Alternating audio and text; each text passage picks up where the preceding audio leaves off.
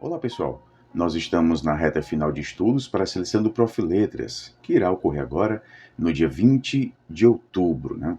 Então, para esta seleção, como nós já sabemos, vamos ter duas etapas, uma prova objetiva e uma prova discursiva.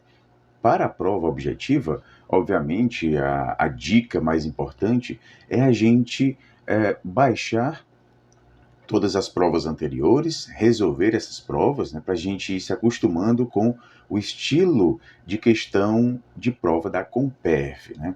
Na descrição desse vídeo, eu postei um link no qual você pode acessar todas as provas anteriores e também os gabaritos, tá bom? Então, na descrição desse vídeo, acessando o link das provas, você pode baixar todas as provas anteriores. Essa é uma das melhores estratégias para estudar para uma seleção como essa, do Profiletras, visando aqui, obviamente, a prova objetiva. Então, vamos tentar resolver todas as questões anteriores, tá bom? Foi postado também um link do nosso curso preparatório. Caso você tenha interesse, na descrição desse vídeo você pode acessar o nosso curso, tá bom? Em relação ao conteúdo da prova objetiva, nessa reta final, eu tenho algumas sugestões de estudos, né? Tomando por base o que nós tivemos nos exames anteriores, aquilo que é mais recorrente no que diz respeito, por exemplo, à gramática, né? Ah, professor, mas eu vi o conteúdo do edital e eu não vi gramática ali, né?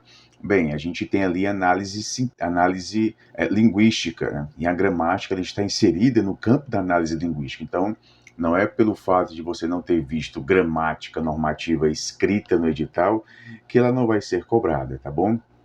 Então, nós temos ali os eixos da BNCC e a gramática, ela se faz presente também nessa prova. Então, em relação a esse conteúdo, eu sugiro você estudar um pouco sobre conjunção, algo recorrente nos exames de acesso ao Profiletras, pontuação, mais especificamente o uso da vírgula. A gente já teve questões cobrando esse conhecimento, principalmente no uso da vírgula em orações explicativas e restritivas, né, quando a gente considera que a oração subordinada, adjetiva, explicativa, ou então a adjetiva restritiva, né, a vírgula servindo para trazer essa diferenciação entre as duas, e diferencia também em relação ao próprio conteúdo, né?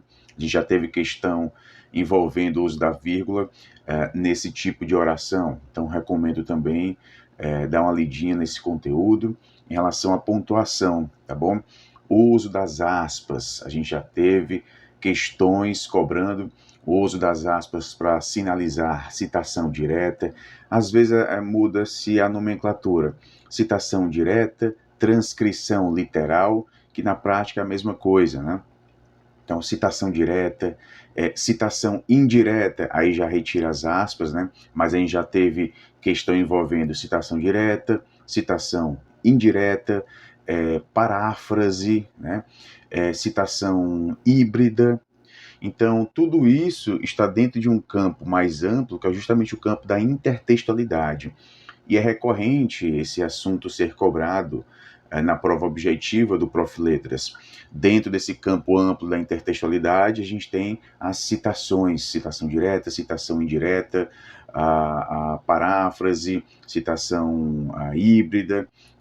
Então, a gente tem esse conteúdo da intertextualidade frequentemente estando presente no exame do Profiletras. Então, eu aconselho você dar uma olhadinha. Tipologia textual, né? Diferenciar, por exemplo, as tipologias. Então, a gente pode encontrar uma questão dizendo que o texto é predominantemente narrativo, descritivo, argumentativo. Então, esse tipo de questão, às vezes, a gente encontra uma casquinha de banana, né? Porque, por exemplo, em um determinado parágrafo de um texto que é predominantemente argumentativo, mas naquele parágrafo a gente encontra um parágrafo predominantemente narrativo. aí vem a pergunta, né? Então, se esse parágrafo ficar muito destacado para você, você vai achar que o texto todo ele é predominantemente narrativo, então tem que ter cuidado com isso, né? Então, em relação à tipologia, a gente já teve questões. Propósito comunicativo, então qual o propósito comunicativo desse texto? Também envolve esse conhecimento amplo, geral do texto, né? A gente traz todos esses conteúdos que eu estou abordando aqui no curso preparatório. Então, a gente tem uma aula para cada conteúdo desse e abordando esse conteúdo a partir de questões de exames anteriores, tá bom? Então, se você está no curso e assistindo a esse vídeo, né, dê uma olhadinha, a gente indica que você assista às aulas específicas da prova discursiva, né? Mais especificamente o módulo Gramática no Profiletras, né? Gramática no exame do Profiletras. A gente pega esses conteúdos gramaticais e analisa partindo das questões dos exames anteriores, tá bom?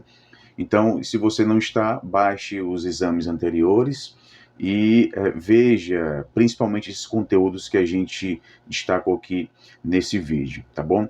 Em relação à prova discursiva, uma das grandes dúvidas, né, gira em torno do gênero que vai ser cobrado, né? Qual vai ser o gênero, qual vai ser o conteúdo, né, o tema da prova. A gente lembra que